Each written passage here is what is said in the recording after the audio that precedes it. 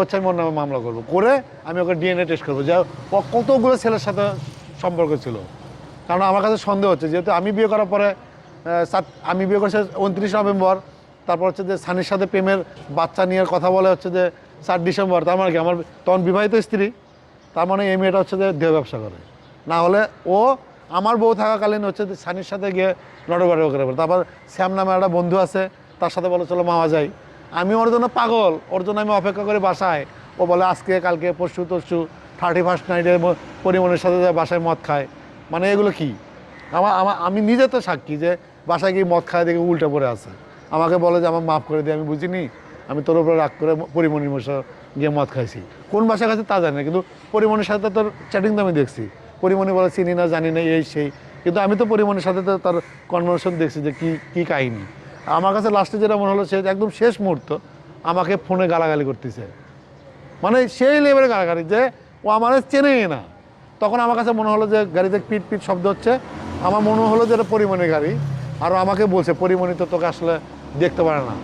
তখন আমার কাছে মনে হলো যে পরিমণি পেঁচটা লাগছে, পরিমণির শক্তিতে ও এটা করতেছে। পরিমণি তো আমাকে চেনে, আমি আকাশ নিবিড় কি চেনে না? আমি দিন শেষে সাংবাদিক। আমি ওরা বলছি যে আমি যদি একবার সাংবাদিকের রূপ ধারণ করি, তুই সারাদিন রাত ঘুমাতে পারবি না। মানে সরলতার সুযোগ নিয়ে ও আমার সাথে বাটপারি করছে। ও তো আমার বিয়ে করেনি। ও করছে কি জানেন? এটা হচ্ছে যে অ্যাডভোকেটের সাথে মিল করে আমাকে বিয়ে নাটক করছে। না হলে আমার বিয়ে করতে, এটা হচ্ছে যে তার স্বীকার করতে সমস্যা কোথায়?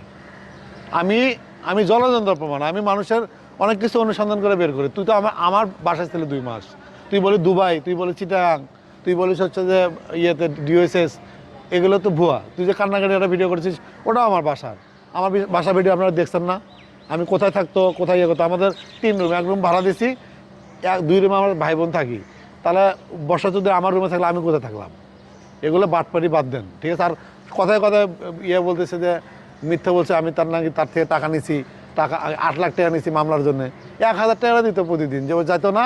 যখন মনে করেন যে হত্যা মামলা হলে হাতিয়ে দিলে, ও মামলার ভয়ে কোর্টে যেত না। আমার এক বড় ভাই আছে, শামীম ভাই, ও তাকে ভাই 1000 টাকা পাঠাইতো যে ডেটটা 2 মাস পিছিয়ে নেন, ডেটটা ওখানে যান। তারপর আমি তো পুলিশের সাথে কথা বলে ওরা হচ্ছে গ্রেপ্তার করে আটকাইছি। না হলে তো ওরা বহুত আগে তো রাসেল মিয়া ধরে দিত।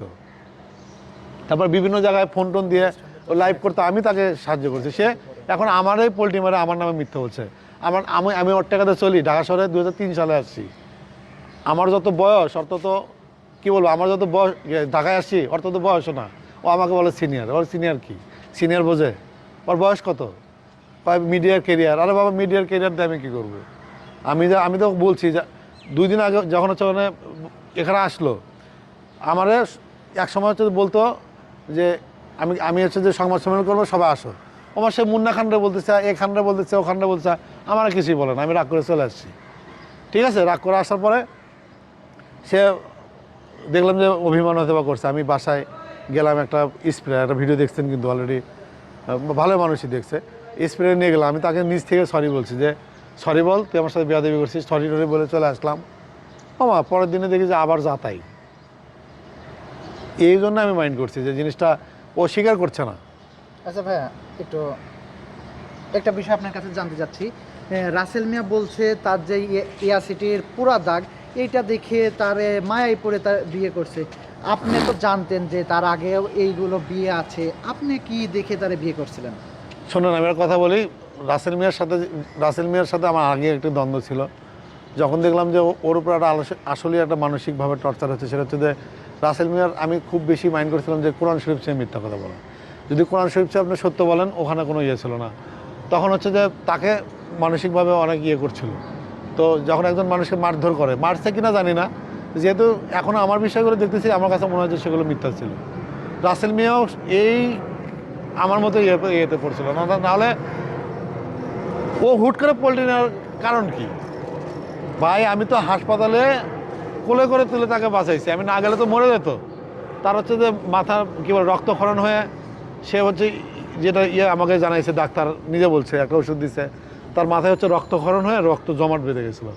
আমি ডাক্তার রাত 3টের সময় ফোন দিয়ে হাসপাতালে নিয়ে এসে তাকে ভালো করছি। সে যখন আমারও পোল্ট্রি মারছে, তার মানে হচ্ছে রাসেল মিয়া যা বলে সব সে মিথ্যা বলে। আমার কাছে এখন রাসেল মিয়া ঠিক, ও মিথ্যাবাদী। আমি কোরআন শরীফের বিষয়টা যেটা বলছে যে কোরআন শরীফ সে ওই জিনিসটা আমি বলবো না, কিন্তু এখন যেটা মনে হচ্ছে যে রাসেল মিয়ার সব কিছু সত্য, এই বর্ষা চৌধুরী হচ্ছে একটা বাটপার মিথ্যাবাদী। কারণ আমি নিজে কোর্টে গিয়ে হচ্ছে যে কোর্ট ম্যারেজ করে বিয়ে করছি, তারপরে কাজী এসে হচ্ছে মোনাজাত করছে, আমি কাজীরে বের করার চেষ্টা করতেছি। আজকে সিসিটিভির জন্য আমি কোর্টে ফোন দিয়েছিলাম, আমি কালকে যাব এবং আচ্ছা, আমি একটা জিনিস জানতে চাই, এখন যদি আপনি যেহেতু বউ দাবি করছেন, এখন যদি আপনার বউ আইসে আপনার সামনে এসে বলে যে যা হয়েছে সব কিছু ভুলে যে আবার নতুন করে সংসার করতে, আপনি তখন কি করবেন? আমি একটা কথা বলে শোনেন, কন্টেন্ট ক্রিয়েটর সাংবাদিক আমি কতটা ভালোবাসি আপনি তো দেখছেন। আমরা হচ্ছে যে একটা ছেলে পাকিস্তানে গিয়ে বিপদে পড়ছে, সেই ছেলেকে জন্য আমি উপকার করছি না, তাকে নিজে থেকে হেল্প করছে না। কয় টাকা দিচ্ছে আমারে জিজ্ঞেস করেন তো? যদি টাকা দেয় আমরা যুদ্ধ খুলে আমার পিটাবেন। একটা টাকা দেয় না, আপনি তো নিজে ছিলেন, তাকে হেল্প করছি না। আমার হেল্প করা, আজকে একটা মেয়ে ফোন দিচ্ছে যে আমার স্বামী আমাকে রেখেছে, আমি সুইসাইড করবো। আমি তারপরে বলছি আমি এমন একটা ডিপ্রেশনের মধ্যে আমি যে মনে করি সেভ করবো, তো মাথায় তেল দেবো, ওই রকমই সময় পাচ্ছি না। আমি দুপুরে গোসলও করিনি, যে আমি আসলে কী করব। আবার দেখেন একটা জায়গায় চাকরি করি, আজকে যে পরিমাণে গ্রেপ্তারি পরোয়ানা নিয়ে একটা হয়েছে, আমাকে অফিস থেকে দিচ্ছে না। আমি আপনাদের ইন্টারভিউ দেবো না, আমি আমার কাজ করব নাকি আমি কোর্টে যা সিসি ক্যামেরা ফুটেজ বার করবো, সে আমার নামে মিথ্যে বলতেছে যে আমি হচ্ছে তার থেকে বলে 8 লাখ টাকা নিছি। আজকে একটা জিনিস দেখেন, মানুষ বলতেছে যে প্রমাণ করতে ভাই বাসর ঘরের ছবি দিছি, যে আগে কিন্তু আমি ছবি ছাড়ছি। আমি কিন্তু একটা জিনিস বলছি, ধীরে ধীরে কিন্তু আমি বের করবো, একবার করবো না। কারণ একবার করলে আপনারা ভুলে যাবেন। ও যতদিন বেঁচে আছে আমি একটার পর একটা করে আপনাদের তথ্য দিব। ও কই থেকে আসছে, কেন অ্যাসিড মারছে, ওর জামাইয়ের থেকে ফ্ল্যাট কেন লেখে নিছে, প্রথম জামাই তাকে কেন ছেড়ে দিছে, আমি A to Z ওর পিছনে যেহেতু লাগছি, আমি A to Z বের করবো। আরেকটা বিষয় দেখবেন,